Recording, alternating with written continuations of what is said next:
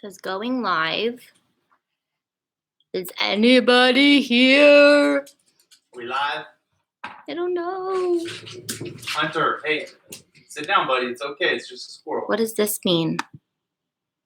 Share? Can you guys see us? Ask them if they can see us. Can you guys see us? You're live this time. I don't know what I did that you did. All right. Okay, so we just went live for quite a while, and it didn't work, apparently, so. That was a warm-up. That was a warm-up. Let's just get to the point. Welcome to Financial Fridays. Today we're going to be talking about debt. Hey, little We're starting dog. off exactly how we started the last one. The dogs went crazy. Sorry, guys. Go lay down. This live stream recording is unavailable. Okay, that's the last one. No, you silencio. All right, I You gotta keep go. going. Go, keep going. Keep going. All right, you tell the dog to be quiet. Be quiet, dog. So, we are going to be talking about personal debt and how do we go about getting out of it. We're also going to start off by sharing our personal debt stories. So, and we're making a jar. So yes. we just said all this, and then we were like, wait a second, we're not live. So, anyways, we're making a jar. A DIY. Literally starting this video. I think it's because we're so excited in the beginning, and Hunter gets all excited. He goes crazy. Gets crazy. The dogs are going crazy right now. So we apologize for any thumping or barking noises in the It's background. real life. So yeah, my dilemma was at the church that one of the pastors at. I lead a class called Financial Peace University. If you've ever listened to this guy named Dave Ramsey, you have probably heard about Financial Peace University. And so there's one part in that class after the fourth week where we challenge people that are going through the class to be serious about getting out of non-mortgage debt. And one of the steps is by cutting up credit cards. I know, crazy, huh? I think the normal thing in America is we live our lives in debt and we live paycheck to paycheck. So I have collected in this jar, let's see if you guys can see it. It says, I hate debt. And this jar is filled with hundreds of credit cards that have been cut up. And I could no longer fit them in this jar. So I asked my amazing wife, Auntie Tay, if we can make me a bigger jar so I have more space for cut up credit cards on the awesome Cricut maker. And at the same time, talk about and answer your guys' questions regarding personal debt. Well, no, we're going to tell our debt story. Oh, yes, that's our debt the main story. Topic of this whole video. That's a whole topic. The whole topic of this video is for us to share our debt story. Our debt story. If you didn't know. So, now you know. But we just had practice. We did so practice. Let's keep it to the point. Yeah, so basically, this is so weird because we just said all this, so it's did we re-say it? Okay, anyways. So, you start, because that's how you started last time. Our debt story started. Annoying just hearing the crow. Can you guys hear Hunter? Is he being super annoying? Or you could go put him outside. You want to go outside? Trampoline. Go. See, okay. Let's put him out. All right, guys, you're going outside. So, anyways, real life, just like our debt story is real life. Our debt story started before we were even used finances back when we were kids. Our growing up situations were completely opposite. Dustin, I'll let you tell how your story was, but I grew up in a family that pretty much just didn't really use debt or didn't use credit cards or finance cards because we just didn't. And we just, whether that was because they actually believed not using debt was the right way or because they couldn't, it was never actually taught to me why we don't use credit cards. So I kind of grew up just thinking you earn money and you spend your money. And I wasn't really taught how to budget, but I was taught unintentionally, I was taught not to use credit cards because I just didn't see that modeled in my life. But for you. Yeah, no, I was raised just in a house of, hey, if you want something, just put it on a credit card and, you don't have to wait to save up to pay for it. And you can just have it now. So that's what I grew up with. And so I went into my young adult life just with that knowledge and lived like that.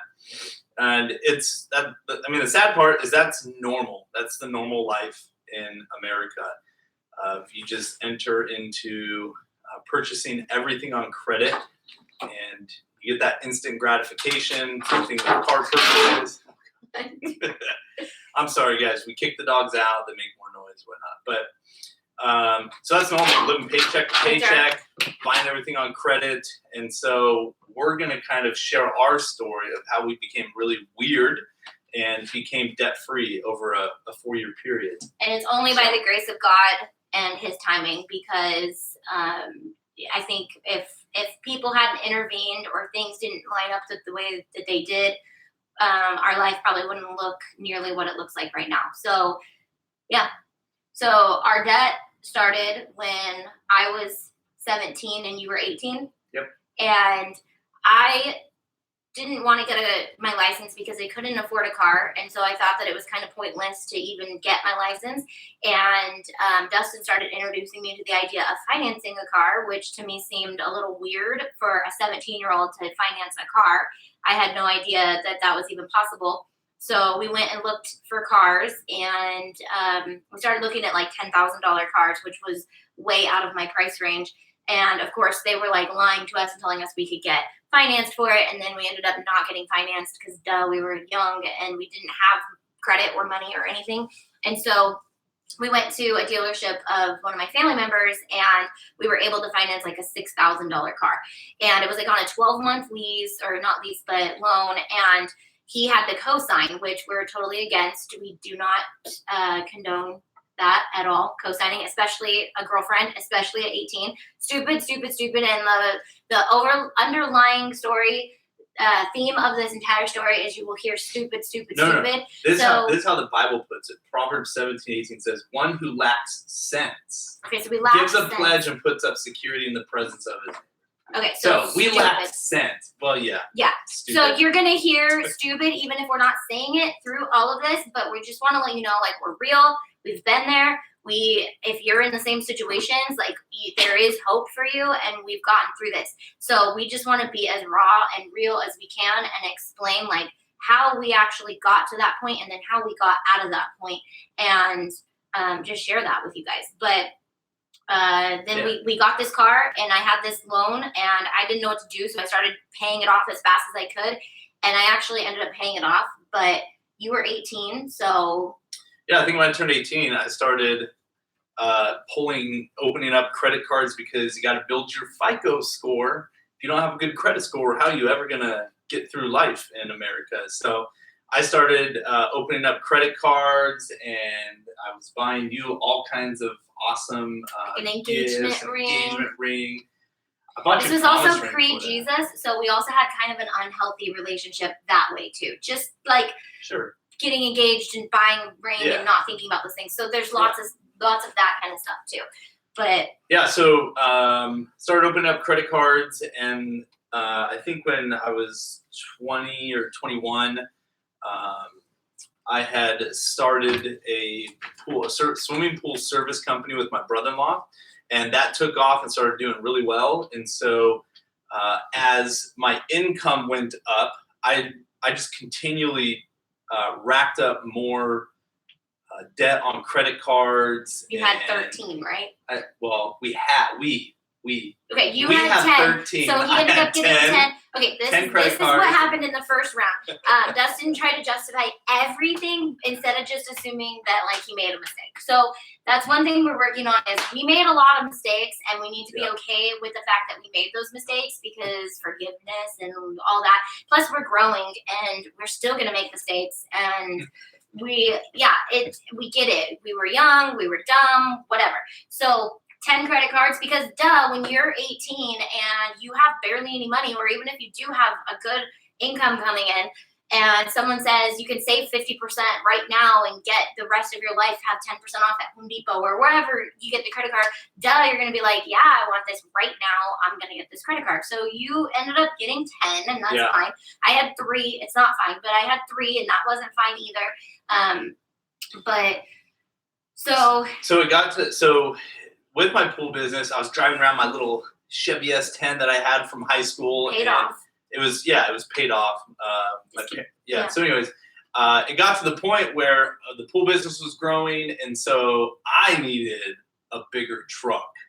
And so when my awesome wife was out of went town, was out of the town, state, pregnant, somehow, like 8 months pregnant. I wasn't even somehow pregnant at the time I either. found myself at a Dodge dealership. Somehow, I don't know how that happened. And somehow I just got sucked into. So I get a picture on my phone of his new baby. Mind you, he had a baby on the way, but yeah. So advice number one: if you're in a relationship or you're married, don't make major purchases without talking. we get it. There's a lot of moral stuff that they can learn from So this anyways, story. This story can be pretty lengthy. So let's try to keep it move on. on. So anyways, we found ourselves in 2007. We had purchased our first home. That was at the height of the market. We haven't gotten to the home yet. You bought the truck. You didn't even talk about the truck. So you bought the truck, $22,000 of debt. I had we totally bypassed the fact that I had 2 cars by then. So the car that I had paid off got totaled. I had no money because no emergency fund. We were too young. I had to end up buying another car. We financed that car, and it needed to be a safe car because I was a nanny at the time. And we financed like $16,000 of car, and then then I got pregnant, and so I was like, I need a car that can fit my nieces and nephews and my daughter. So then we financed, but you had financed the truck, so that's where that comes in. So now we have car payment, truck payment, 10 credit cards, 3 credit cards, 13. I'm gonna say 13 credit cards from now on because it's ours. It was ours as much as you're learning well. It's ours. So 13 credit cards, which is also failure because I should have been in the know of what was going on. 13 credit cards, truck, car. Then my car, we refinanced a new car and upgraded that car so a little bit bigger. We also had rollover. Yeah, right? So we rolled over a car loan into a new car loan for a safer car because now we were about to be parents, so we wanted an even safer car. So then we had car, truck, 13. And then, of course, you can't live the American dream unless you buy a home. So now we're to that part of the story. Yeah, so we bought a house for $285,000. In the peak of the market. So this is 2007. And then, and also with my pool business. So she was a stay-at-home mom. She had a... Not at the time. I worked. Okay. But You had a daycare at home. No, whoa, you were all over the place. That wasn't even until 3 years later. So, okay, I was a nanny and I worked at a gym and you had a pool business. Then I got pregnant. So then I decided to stay home and I was, you were making decent money. So we were like, let's buy a house. Yeah. And I, being the dumb young teenager, young mom that I was about to be, just trusted him and thought, he's a great entrepreneurial person. He is. He's very great at everything he does. You do it and you do it amazing. So that was almost why I was so trustworthy, was because I just assumed you were great at finances. You are great at everything. And at the time you sucked at finances, but now you are great at finances. So, then we bought the house and then didn't realize that our mortgage at the time was just so incredibly bigger than we could afford it because you were making good money. Yes. We could afford it, but then we had all that debt on top of it, and we were doing paycheck great. To paycheck. Well, we were doing great for a little bit, yeah. And then we added on the pool. Yep, every pool guy has to have his own pool. And we added on all the gadgets and gizmos that this one loved to buy. Yep. On his 10 credit cards, or it probably had grown to 10 by the time. So then insert the paintball gun. No, the market crashed too. So the market crashes and you start getting. So my take-home pay got reduced. Okay, the market crashed and we started to get some pain, but I didn't know any of this. He kept this all to himself. So let this be known that if you're a married couple, you need to be together on this. And we'll go into depth in some of these Financial Fridays on like how you can work together and things like that if you guys want to know. So just make sure, leave it in comments, not just the thread later, so I can go back and see what you guys say.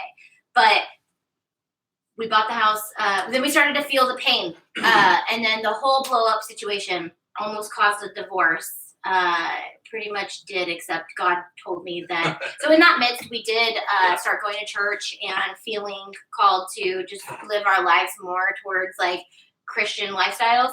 So we were hanging out with people who were just like, debt is not good, things like that. And it just, these things started coming into our lives that were just kind of like leading up to the point that we are now at. And so Dustin came home with a paintball gun, and because he wanted to take the youth, because we were working with the youth at church, he wanted to take the youth paintballing. That is so cute. So God would only justify debt if it has to do with serving in ministry. Right? Exactly. So Dustin had already had a paintball gun, and he sold it because he never used it. So Dustin asked, "Can I buy a paintball gun?" And I said no, because we're kind of stressed financially, and our income's going down and stuff like that. We don't need to buy a paintball gun. And then he comes home with a paintball gun, and I was worried that he had bought it after he asked me, and I said no. And he to see if I was like, I want to know if you asked, or like, did you go buy it and then ask or whatever. He brought the receipt to me, and when I asked him how much it was, how much did you say it was? $200. You asked me how much was the paintball gun. Okay. $200. $200, and so he brings me a receipt for $600 and something, not $200. This was the glimpse to realize that my husband had a spending issue. That you had a spending issue, right? I think more than an issue. Okay, well, as long as he can admit that. Yeah. And I flew off the handle.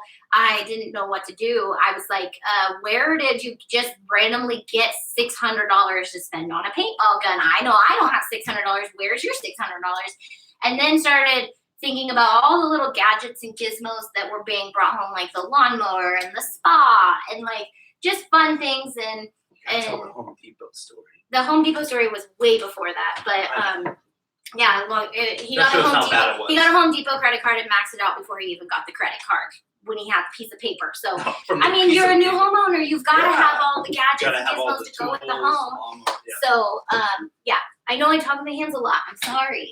It's all good. Okay, don't judge me. Anyway, so we that was the pivotal moment, and I'm not sure if it happened before or after, but my sister brought us the Total Money Makeover book. Hunter, down. He's ripping our screen. Then go let him in. Silently, just do it. All right. Anyway, so my sister brought us my Total Money Makeover. Somewhere in the middle of all that, I'm not sure exactly where it fell, but the paintball gun night, I remember specifically, we had both gotten in a car accident, hence my first car getting totaled, and I had a little bit of money set aside. So I just wanted to see all of our credit cards. I pulled everything. I pulled credit card bills. Every statement that you could find. Anything I could find. And then I just like instantly went into like almost like what Dave Ramsey teaches, but it was just because my brain was like, never had used credit cards. So I just instantly thought like, we need to get out of this. We got to fix it. And so when I laid it all out, I had seen that we were in over $130,000 of debt. And we had non-mortgage debt, meaning not our house. It did include our pool, which was $30,000. Yes. So $100,000 with our cars, credit cards, pool, $130,000 of debt. And I was like, okay, well, I think I have $1,600 in this savings account from when we got in the car accident. So I go to find that savings account. I'm like, Dustin, where's that one savings account that money's been in there for like 5 years or 4 years or whatever? And I go and I look, and it's gone. And it's depleted. I think it paid for carpet in our house. It paid for something in our house, which is a whole other story of whoa. But I was ready to pack my bags, take my daughter, and leave. It was just Landis and me and Dustin at the time, and I was ready to go. I said, this is insane. $130,000. I could walk away right now from $130,000 of debt, take my little $800 of debt and my little credit cards and my car payment. I would probably take my car payment too. So like $12,000, and I could go and I could pay that off and do whatever. But, that's not what God wanted for us. And God wanted us to be a team, and our failures are each other's failures, which, goes both ways. We both made bad choices in that. And that's how we were in $130,000 of debt. And then we had to get out of it. Well, yeah. So I was going to be the man of the household. And I thought, hey, I can fix this. And I think it got to the point where we only had like $5. I think it was like $3 and some odd cents sitting in our checking account for a week because the economy had tanked. So my take-home pay from the pool business was reduced because that's a luxury service. So I figured, hey, I'm going to take care of this, and I went and sat down with a bankruptcy attorney because we were going to file bankruptcy and we we're just going to wipe this all away and we'd be able to continue on in life. So I went and sat down with the bankruptcy attorney, and they had told me, hey, look, if you file bankruptcy, your portion of the business will become an asset. And so basically we'd be exchanging the business for paying off our debt. Well, I mean, some of you guys, watching, you may have experienced this, but being unemployed in 2008, 2009, that wasn't going to be good. So at that point, I think we had pulled out Dave Ramsey's My Total Money Makeover, and I was not a big reader, but I sat down and I read that book. Super fast. Yeah, it's a fast read. It's an easy read. So anyways, I read that book in 2 days and then came to Tania and I said, all right, here's the game plan. No, you said read this book, so I read the book. Whatever. And then I said, all right, here's the game plan. Once again, letting him make the choices. We are going to do this thing called the Debt Snowball to get out of our debt. So that's where I was actually selling on eBay at the time, and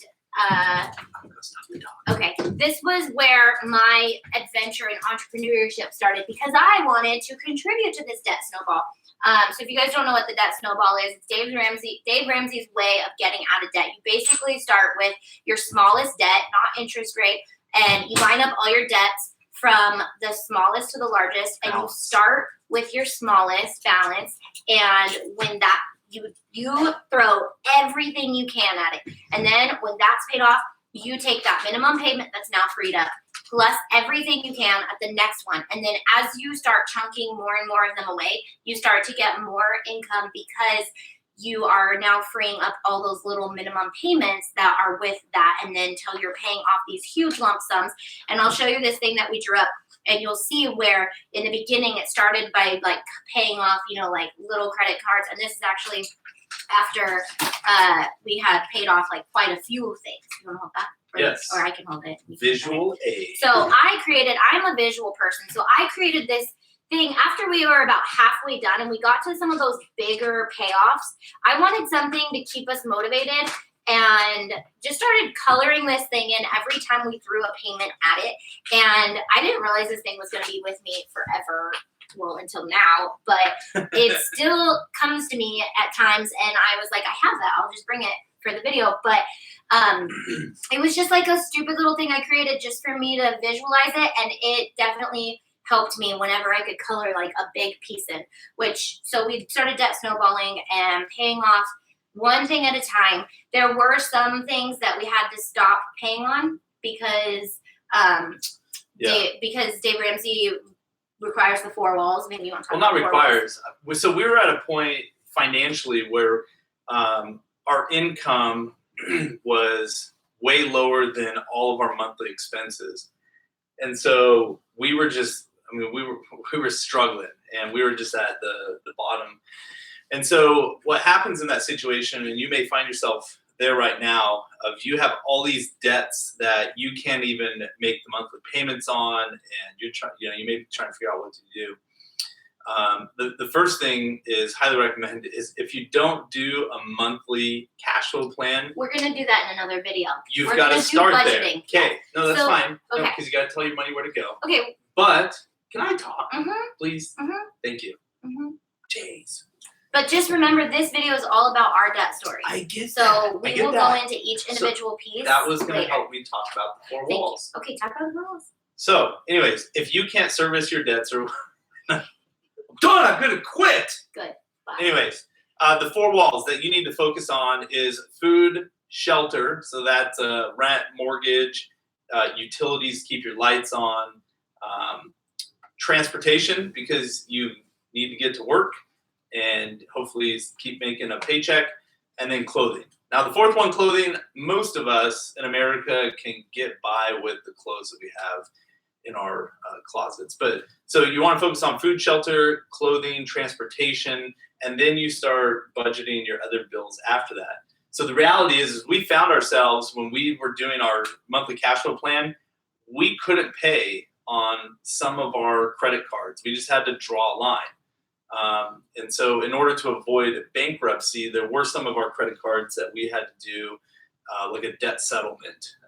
We had to save up a pile of cash, and let's say we owed $2,000 on a credit card. They would be hounding us, week after week trying to collect their money. And I'd say, hey, look, right now I've got, $900 in our savings account. Would you take that to settle this credit card? They either tell me no or yes. And if they told me no, I'd say, look, call back next month. I might have more or less money. And then there would be some that would say, absolutely, we'll take what we're offering. And if you find yourself in that situation, one of the big things you don't want to do is give them electronic access to your checking account, because creditors sometimes can be a little fishy and take more out of your bank account. But anyways, if you're settling a credit card or a debt, you have no electronic access to your bank account.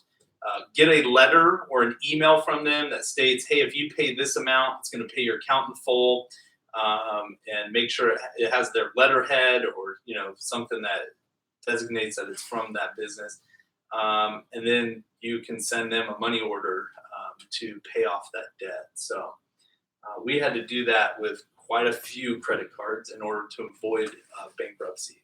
Yeah. But so this was over a 4-year span that we were doing our Debt Snowball.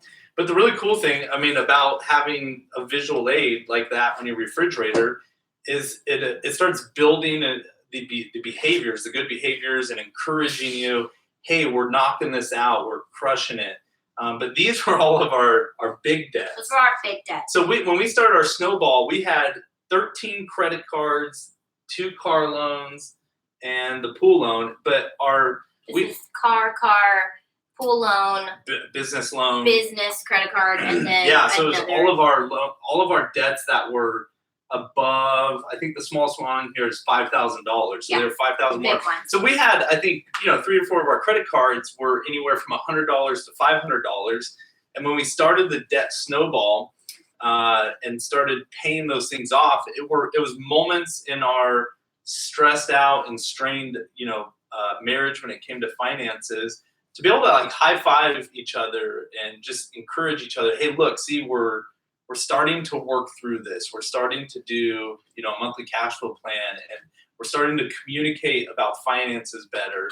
And so I think that was a huge help. But the visual aid just helps with that encouragement. And then I think the other thing we started doing when we got to these bigger debts, because these took a long time. Well, let's talk about the stuff that we actually practically did to get out of $130,000 debt, because $130,000 debt is a lot.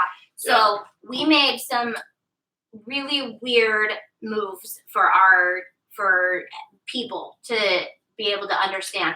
And one of them was we sold our house, but we did have to end up short selling our house. We had to short sell our house because it was upside down.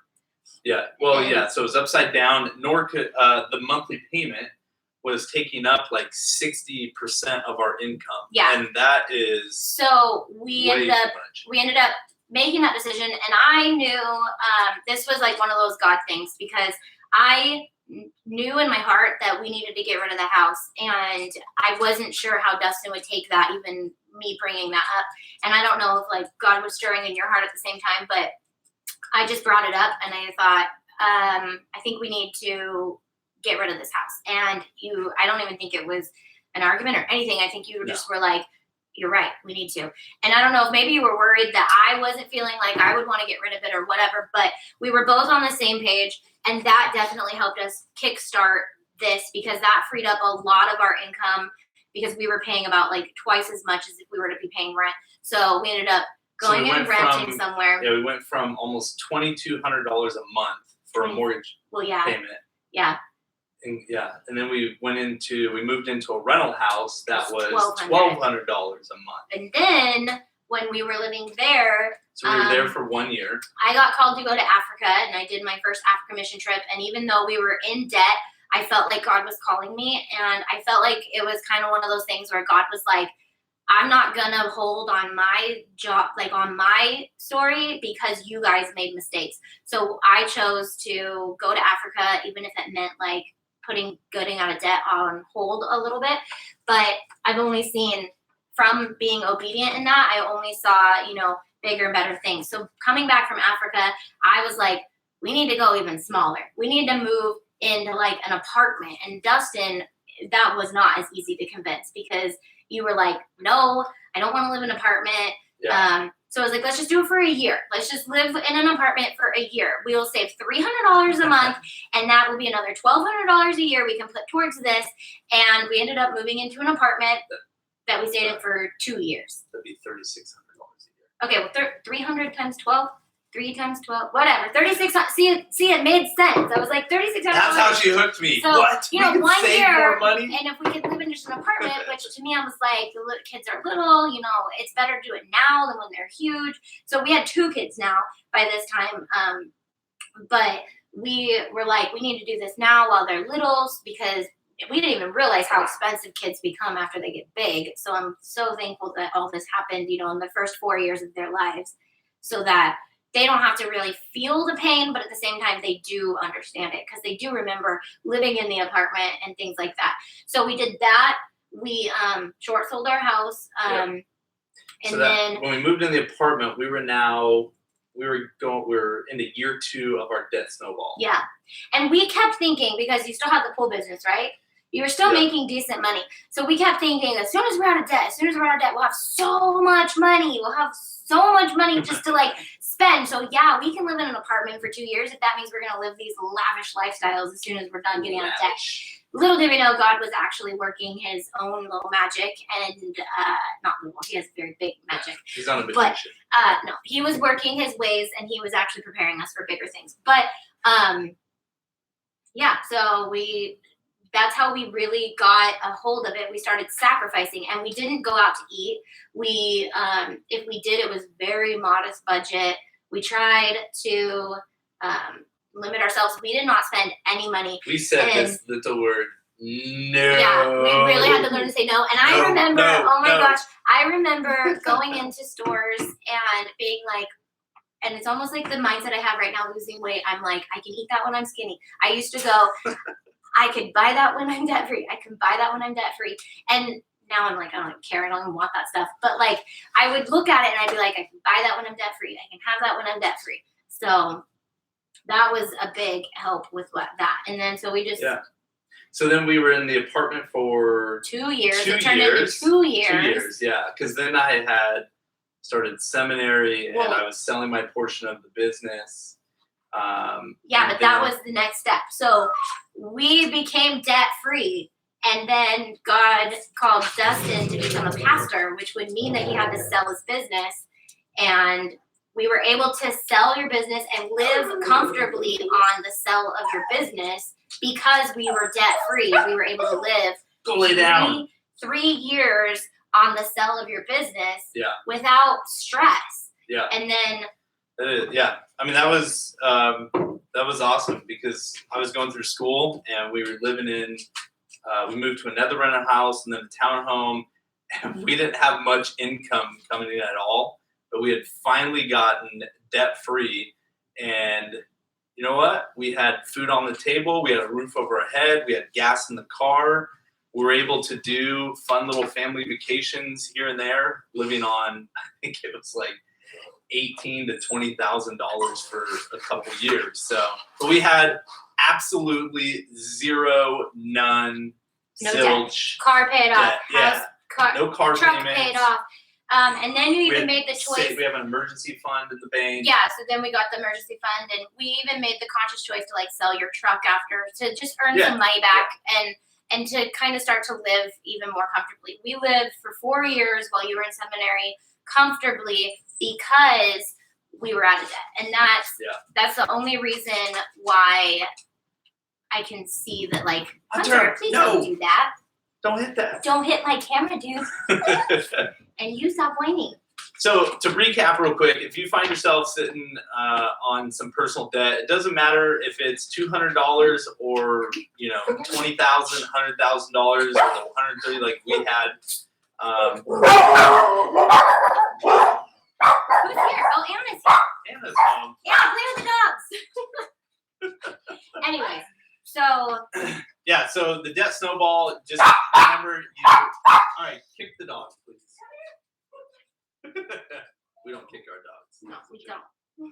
That's a high pitch bark. Anyways, TJ3762 loves them. I'm gonna go over all the questions at the end of this video. So yeah, so you're gonna list out your non-mortgage debts. So yes, even if you owe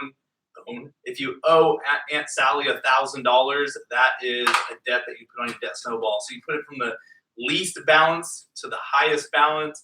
I know, like other places, you hear, "Oh, you've got to focus on the interest rate."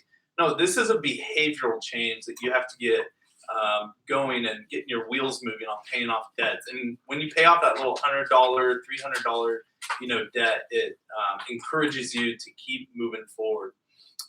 And so you're going to pay as much as you can to the lowest balance, and all the rest of your debts, if you're able to, in your monthly cash flow plan, you're going to pay the minimum payments. And so when you pay off a debt, you move down to the next one. it's like a whiteboard. And yeah, Dry. so you move down to your next debt. You start throwing as much as you can at that, and then you're paying the minimum payments on the rest of the debts, and you just keep that snowball going. And as you move down the list, you're going to start finding yourself. I mean, this is how we were. I think with one of our car loans, we were sending $2,000 payments to one of our cars because it was towards the end of our debt snowball, and it was just crazy. We were like, oh my gosh, imagine if we, when we get out of debt, when we start putting this money into savings. Our last payment on our last car was $5,000 chunk. Yeah, there you go. So that shows it, the $5,000 payment. And I think that our Buick was the last thing that we paid off because we had 2 months in a row. I think my business had picked back up a little bit. Talk a little louder. This won't take very long. So I'm gonna sit on my knees because you're really tall. Yeah. Do you want to show them my painting? Yeah, that's yes. They're the questions, and they've asked questions. But so you would just explain what the debt snowball is. We talked about our debt story. Yeah. Gazelle intensity. Should we talk about so gazelle since intensity? Auntie Tay is like super crafty, she made this painting with some of our credit cards to just show an expression of what our lives were like. And actually, I have this hanging up in my office. Hey, and Anna. I show it at all the financial peace classes. Can we get in here? Oh man, you guys are seeing the reflection of our backyard. Turn it like at an angle. Just they can see it. It looks good. So yeah. So okay, over here you can see, a tree that's all dark. There's nothing on it. There's a few credit cards in there. And as we start paying off our debts, things get a little greener. And then you start moving over here to life blossoming. And so this is just it's a cool reminder for me every day that I'm sitting in my office that, hey, this is the brokenness that we came from when we're talking about finances, and we became debt free. So awesome job, babe. I like your painting. You're welcome. That was pre-Auntie Tay too. I didn't realize I was gonna be so crafty one day. Craft tag. So we're gonna cut the vinyl to put on this, and we're gonna do some crafting while we answer some questions. Do you want to talk about gazelle intensity? We kind of covered how we were gazelle intense, but yeah. So gazelle intensity is a phrase that you'll hear Dave Ramsey talking about all the time, and and what he relates it to is just pull up on YouTube like lion chasing a gazelle, and you got to realize when you watch some of those videos that some guy recorded of a gazelle getting away from a lion, that there was probably a lot more that got eaten by the lion. But you have to get loud because you're gonna have to talk loud in this, and then you could be in gazelle intense. Gazelle intense there's people. I'll relate it to our financial peace university classes. There's people that come into the class that are like, yeah, this is good stuff, and you can just tell, like, yeah, they might apply a few things that will work for them, but when it comes to their debt snowball, they're gonna fall off the bandwagon. But then there's those that are like, they show up to the class, or you have conversations like, man, I cut my cable. I'm saving $100 a month.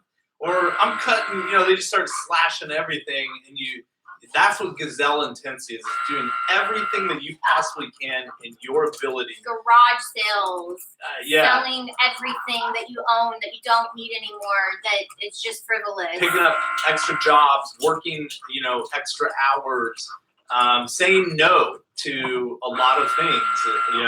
It's really fun to go out and eat with friends or family, but every time, a family of 4 does that, that's $50 right there. And so you got to tell yourself no. Instead, we're going to do an $8 take and bake pizza or something like that. So, yeah. Yep. So that's what gazelle intensity is. And it's the least fun part of getting financially stable, but it's the most necessary. I think if you're in debt, you can't do anything until you're paying for the future. As long as you're paying for the past, you're never going to get anywhere. And so I just tell people, it sucks, but it's only going to suck for a little bit. And if you don't nip it in the bud right now, your life's it's going to feel like this for a long time. Like you're never just going to be financially free, literally. And then I just want to talk on, is it worth it? We've seen a lot of the families that go through FPU become successful with this and follow the principles. And it's really fun to watch them turn a new leaf. But I've seen some families that fall off and then they want to jump back on and they don't. And, while some families have already finished the process, other families who don't follow them end up falling off and they don't, they're not feeling it. And I had one of those family members ask me, is it even worth it? Like, is it really worth it to dig out of debt for that long? Is it really that worth it to be out of debt? And I would just say 1,000,000% yes. Like, we don't argue that much about finance. We argue about how we do the budget, but we don't argue about the actual budget itself. Like, we don't have financial problems. Even when we were down to bare bones making minimal amount of money, we still didn't have that stress of like, we're not going to make it. We've always had that security of like, we're going to be okay, So yeah, it's very, very worth it. I think a cool story was when we bought our Honda Pilot. We bought a used one and we had $15,000 saved for purchasing a vehicle, and we knew we wanted to get a Honda Pilot. So we were shopping around for one and going to different car lots and private sellers, and we finally came across one that we wanted, and I think they were asking $16,999, right? So yeah, they were asking almost $17,000, and I told the guy, I'm like, hey, look, all we have for a car is $15,000 cash. That's how we're buying it. And he's, I can't do that. We're like, okay, well, it's fine. We'll, here's my phone number. Give me a call if you can work something out. And right when we turned around, he goes, okay, wait, hold on. Let's try to figure this out or whatnot. And so he's crunching some numbers. He goes, okay, I can do 15,000, but then you're gonna have taxes and registration, all that. I said, no, like, you don't understand. We have $15,000 for a car out the door. And the guy laughs. He goes, yeah, we can't do that. I'm like, that's fine, man. We'll go find another pilot somewhere else.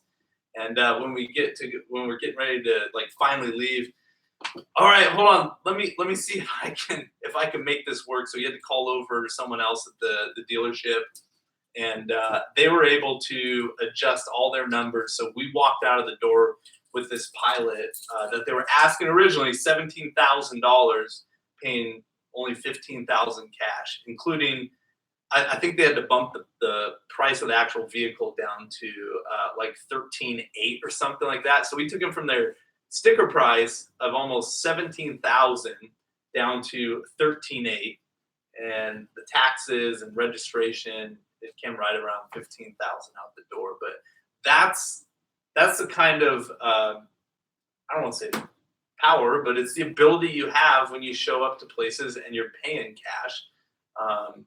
For some of these car dealerships, and so Linda says, I've been told that closing a credit card account, even if it's paid off, can hurt your credit. Is that true?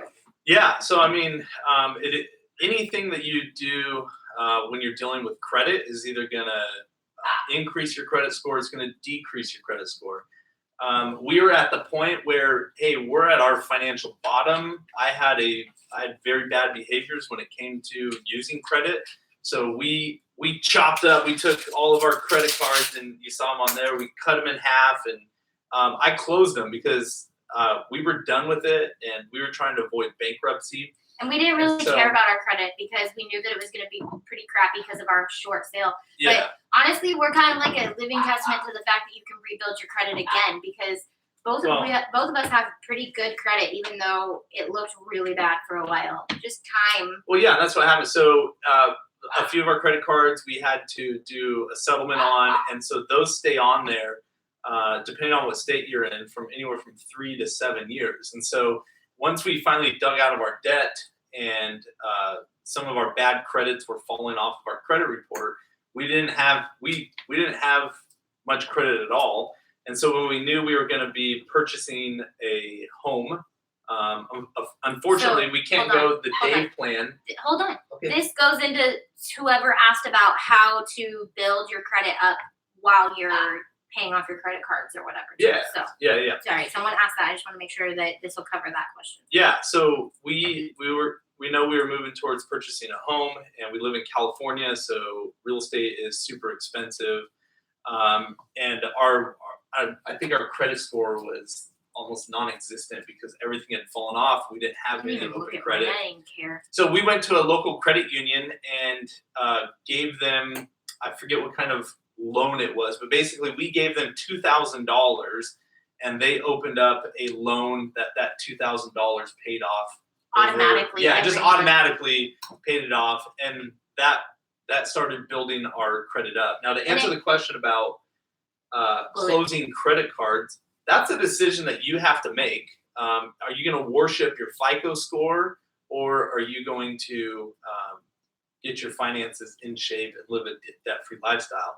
Now, if you're someone who has some open credit cards, you don't use them, you don't have issues with compulsive spending or anything like that, you can leave them open and it's not going to, affect your credit score. So that's just a decision that you have to make. We were at a point in our life where we had to close it all, stop it all, chop it all up, change our behaviors, and get some financial peace. Sorry, I know you love this shirt. I'll do it on your pants. I love you. Melissa Garcia says, I'm on step 2 of the Debt Snowball, and if everything goes well, we should be out of debt by March 2019. Woo! That's awesome. Did you do the sinking fund? The sinking fund.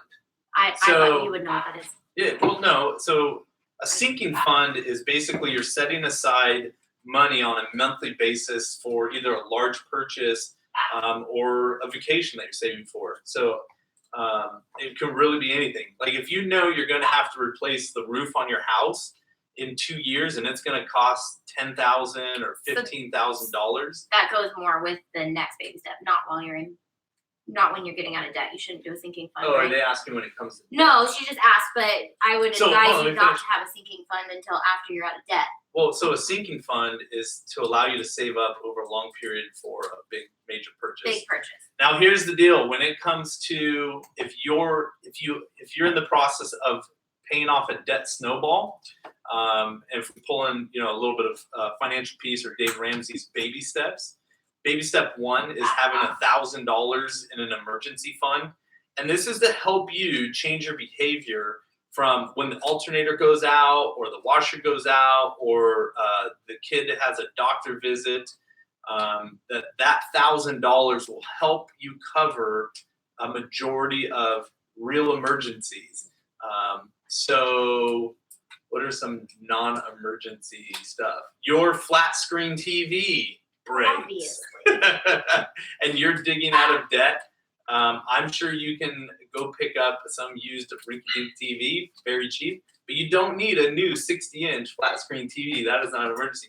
So anyways, you have this $1,000 emergency fund, and then when you're on what's called baby step 2, the debt snowball, you are throwing every single dollar that you can at that thing. So if you had, my recommendation, and also I think Dave Ramsey would say the same thing, is if you have $8,000 saved up for, I'm just going to call a vacation. You have some major vacation that you're thinking of going on. You've got to make the adult decision. Am I going to take this $8,000 and we're just going to plow through some of this non-mortgage debt, Or are we going to spend it on a vacation and still have this debt? So here's a couple other gazelle intense things or drastic things that we did that people thought we were weird. I'm literally putting debt as normal, be weird on this. One, we didn't have cable, and I remember when we would host our family from out of town, which they have now done Dave Ramsey, and so they totally understand all this. But back then, they thought we were so weird because we didn't really watch TV. We watched movies, and they'd be like, "You don't have Netflix? You don't have TV?" And we're like, "No, Netflix is $20 a month. Like, we can't do that." And then there was another one that I thought of when you were talking. Christmas. Christmas looked really You bland. got craft day. Well, yeah, that is actually one of the ways like I started getting more crafty was I just I had to be creative with how I gave gifts or not give gifts at all. And like our kids, their grandparents get them a lot of stuff, so it wasn't like we felt like they were being deprived, but at the same time, like we wouldn't get them anything, and we're like, okay, well they're 1 and 3 this year, and then they're 2 and 4 next year. This is a better time to give them stuff from the dollar store than any other time, because when they're teenagers, if we were trying to get out of debt, psychologically ruin a child if you didn't give them a bunch of plastic stuff for Christmas. And you guys know how I feel about that, hopefully.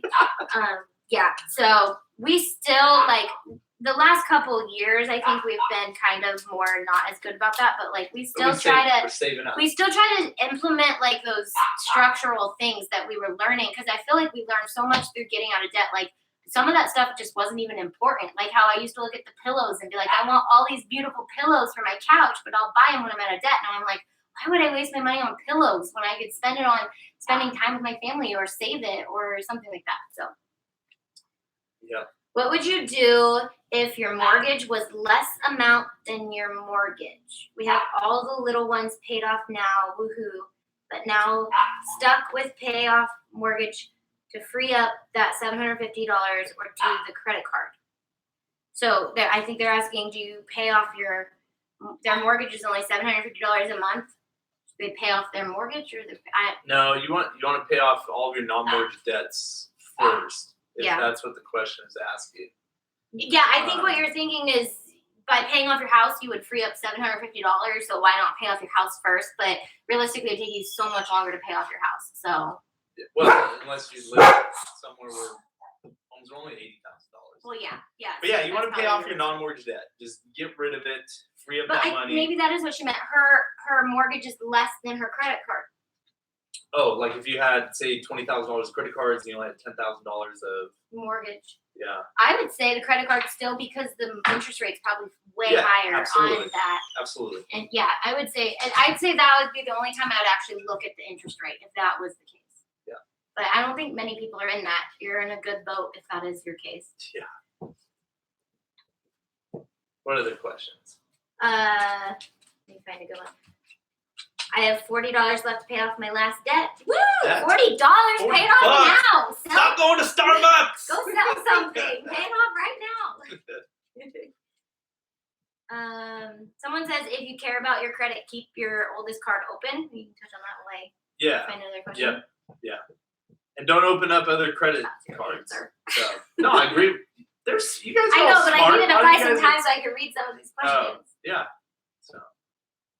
We're in the process right now. I'm working 3 jobs, but we will be debt-free by the end of the year. That is what I'm talking about. That's gazelle intensity right there. Yep. And if you're working 3 jobs, that means you're telling friends and other people like, yeah, sorry, I can't hang out.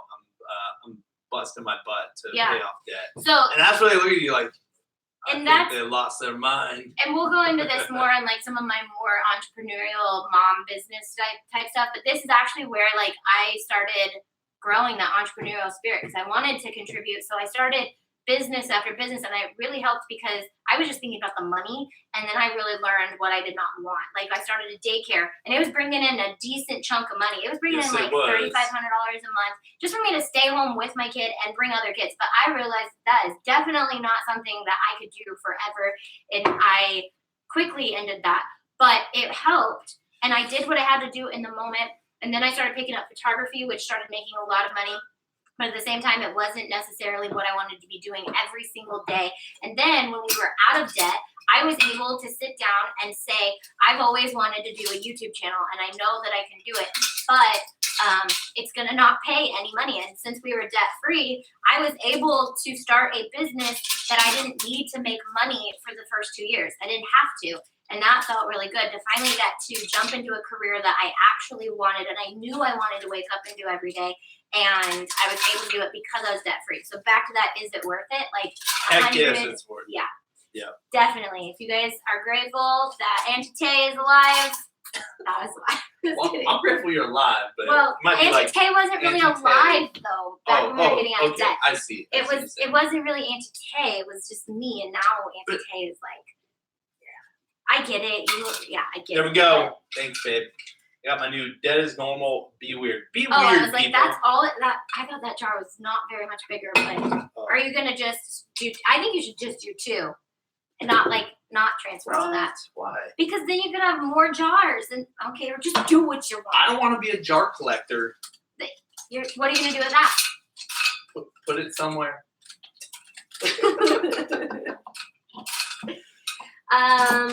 Let's see. What diet am I doing? I'll talk about that in another video. I'm sure this may be for another video, but any help or advice for people who have gone through bankruptcy and trying to fix their credit and getting back on track. I would just say that loan thing is a really good idea, and waiting it out. I know that I mean, this is just my advice. I'm sure you have better advice, but time will heal all of it. And as long as you're continuing to go forward and start to, not get yourself, my biggest thing is don't get yourself into bankruptcy again. Yeah. Start making those wise choices now. And here's a really a fact that a lot of people don't know is when people go and file for bankruptcy, immediately afterwards, credit companies know that you are clean slate, ready to go, and they will go right to you first. And that's just bad. This is why I said just keep both the jars. We'll fix it. This is not okay. There we go. Yeah. There's a lot of extra empty gaps in there. Yeah, we'll figure it out. What did you do? I'll have to redo it. This is my channel, not your channel.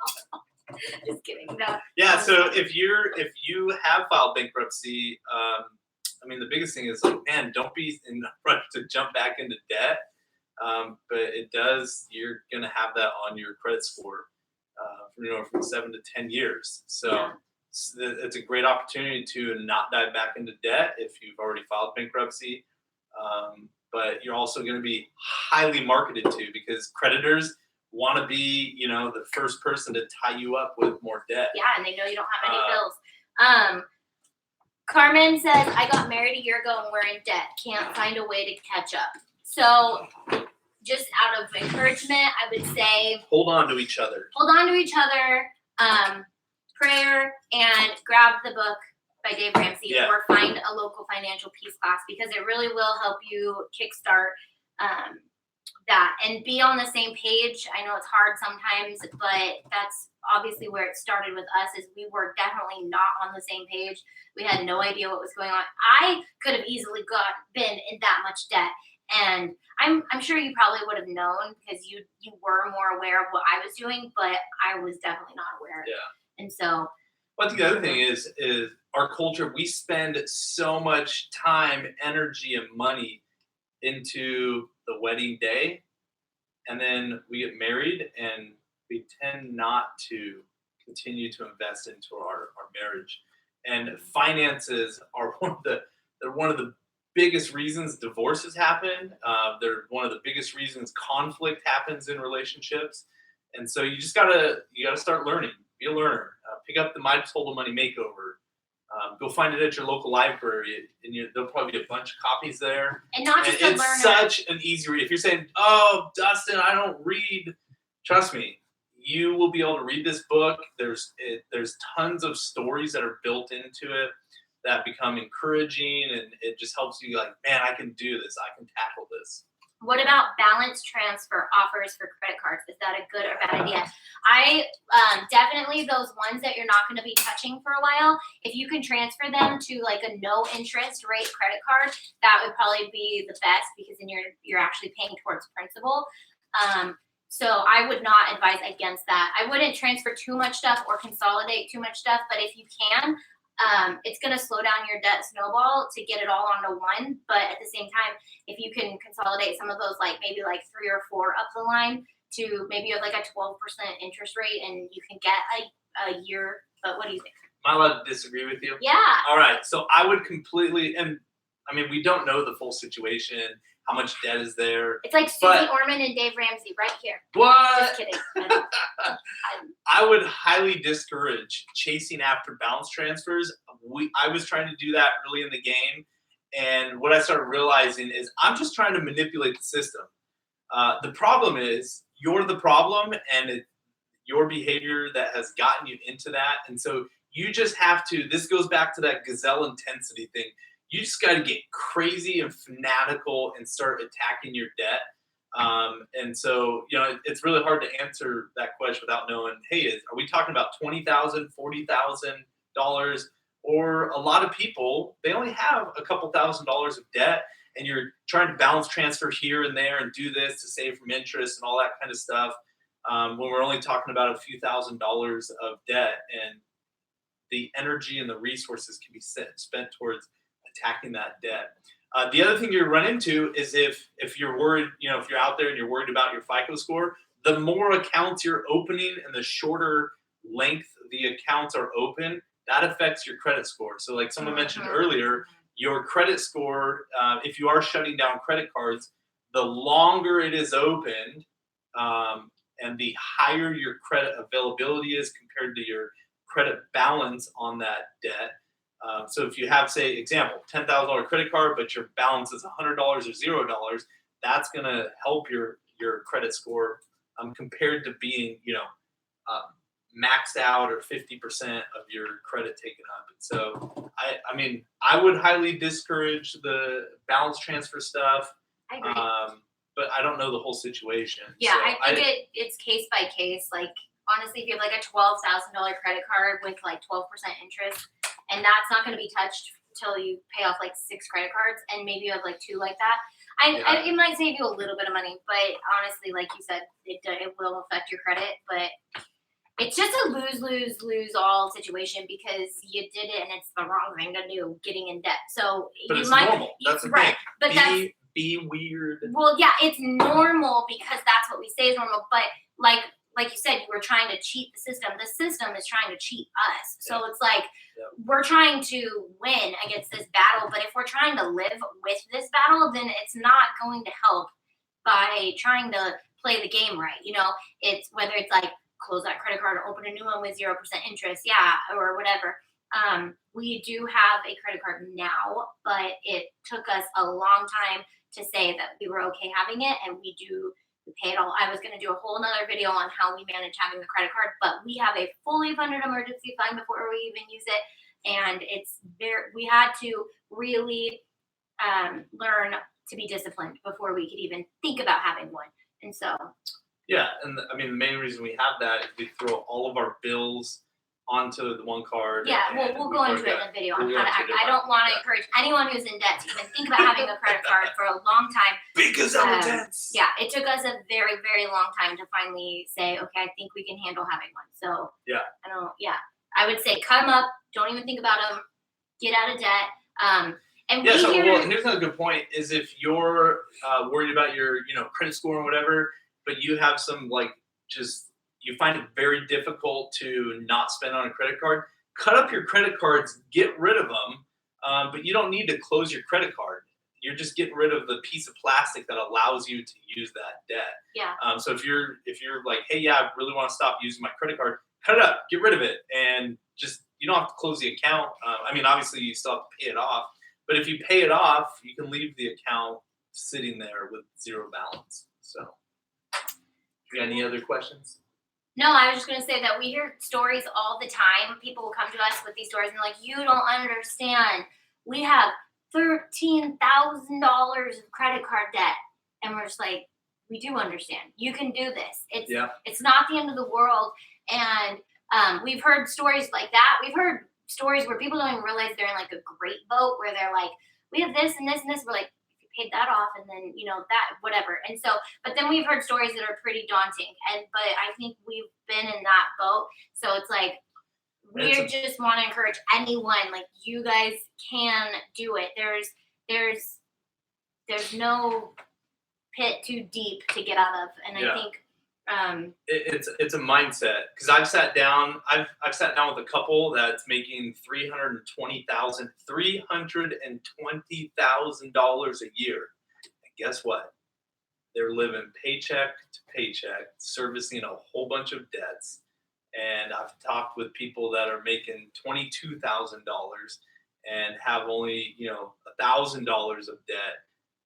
So a lot of income, not much income, but it's the mindset of, I'm never going to get out of this. And that's like I said, like, you're either like, you get just crazy fanatical about paying off your debts so you can live debt free, or you'll just get stuck in the, I'm always going to have a car payment, type mentality, which I'm telling you, it is so much more freeing to say, hey, like, let's get a new TV. How much is it going to be? $500. All right. Let's save, $30 or $20. How much you can fit into your monthly cash flow plan. Let's save up for 4 months, and then we can have that TV. A lot of the stuff, though, that you start wanting to save up, you start realizing, we really don't need that now, and you find a better use for it. So, real quick before we go, I don't think we've hit on celebrating victories. Have we talked about that? So, one thing that our debt snowball took us 4 years, and after like year 2, it was daunting because we were starting to hit a lot of our bigger debts. And so we found a crazy deal on a Carnival cruise that was leaving out of LA. It was like a 3-day cruise or something like that. But we were able to do a cruise, the whole trip, for, I think it was like $500 or $600.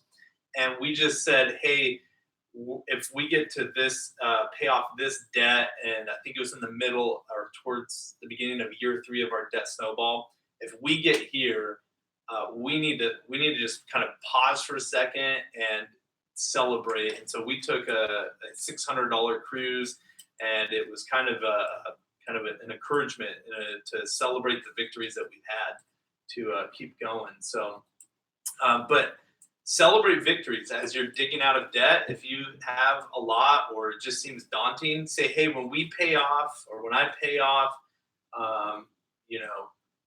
$1,000, I'm going to go do this, and, set something reasonable within budget of, hey, we're going to go, if you've been telling yourself no to eating out in restaurants, say, hey, we're going to go have a meal, $50 meal somewhere. Yeah. Or when you start paying off some bigger chunks, say a car loan. Like, hey, when we pay off half of our car loan, let's celebrate. I just thought of really funny epiphany. It's like a snow day. So you're gonna take a snow day. A snow day. Like when you're debt snowballing. A snow day and a snowball. The thing about snow days is it pushes it out another day. You take the day off of school, you gotta pay it at the end of the year. So you will take that out. It might extend it a couple weeks, but if it makes it more bearable in the moment. But if you're in a little bit of debt, I wouldn't say take those. I would just get out of debt as soon as you can. But if you're in big debt. Well, and I told there's a good question. I told them I would answer it later. Later, like right now. Okay, someone said they were thinking about joining Chocolate Tour, but I was hesitant about that. So Renee, I will touch on that as well. Somebody asked if they were in debt, if it's smart to start an Etsy business because it costs money to start an Etsy business. And I was gonna do a video starting a business debt free, which means you are debt free and you start it without getting into debt. So I would advise probably no, just because if it's a dream and it's something you want to put passion into, I would wait till you're out of debt to start that dream and passion. I would encourage you to just go get a part-time job or do something to get out of that debt first, so you can really enjoy your passion when you get there. And then Chocolate Tour is an MLM, a multi-level market, and I'm going to do a whole video on multi-level marketing and why I don't agree with it. And that one, I don't know if you'd like to join me on that one, but I'll definitely join you. I would definitely advise on not joining Chocolate Tour Only because I'll join you I as the love husband who I sat love the through idea of Chalk Couture. Don't get me wrong. I loved it when I saw that it was coming out. But when I found out that it's an MLM, and whenever I find out something is an MLM, there is always a way to start that exact same business without doing it that way. So I'll advise you guys on that in that video. But I do want to talk about that. I want to go into depth on that. Gotcha. So. All right. Where do student loans fall in all this? These questions could go forever, but Yeah, I know. Student loans, they fall into your debt snowball. So take all of your non-mortgage debts, smallest balance to highest balance, and start crushing the small balances. And so you're gonna start paying off your student loan through the monthly payments, minimum monthly payment that you're paying on. And I'm guessing your student loan is bigger than maybe some of your other debts. So you just start attacking that smallest debt, and then one day you'll get down to that student loan, and like you'll hear Dave Ramsey say, kick Sally Mae out of your house. That's not a family member. You don't want a student loan sticking around forever. And so just start attacking that thing once you get it to it in your debt snowball. But it can be daunting when you get to these big old debts, car loans, student loans. But you don't want to keep them around. no, we'll do a whole video on student loans. We will. I already have it on my list of things to do. Just avoiding them, but it does really suck because once again we've met couples who are getting married and they're both entering the marriage with either they're older and they still have student loans, or they're younger and they're like these precious 19-year-olds getting engaged and they both have like $30,000 of debt and they're entering a marriage with it's just it's doable, but it's sad. So it'll be a video. All right. I think that's a wrap for today. That's a wrap. But thank you, I hope babe, you guys for, enjoyed it. We got thank you for my new credit card jar. Yeah. Debt is normal. Be There's weird. Credit card stuff all over the floor. You better I'll pick up all the credit card charges. All right. So, see you guys. Hopefully you enjoyed this episode of Financial Fridays. Throw some comments down. We can keep the discussion going, right? Yeah. In the comments section. Oh, yeah, in the comments, duh. Yeah, after the video, we'd love to answer more questions you got. But the biggest thing is I want you guys to feel encouraged if you're watching this and you find yourself in some non-mortgage debt, that you can do this. It took us 4 years. It was crazy. It was insane. But like we were gazelle intense, and we, got out of a lot of debt. A lot. So it's worth it. Yep.